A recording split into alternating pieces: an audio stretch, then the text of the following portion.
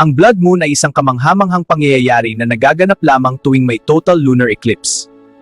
Sa madaling salita, nangyayari ito kapag ang mundo ay dumaan ng diretsyo sa pagitan ng araw at ng buwan. Dahilan upang matakpan ng anino ng mundo ang buwan. Habang tumadaan ang sikat ng araw sa gilid ng ating atmosphere, sinasala nito ang mga kulay na may maikling wavelength tulad ng asul at lila.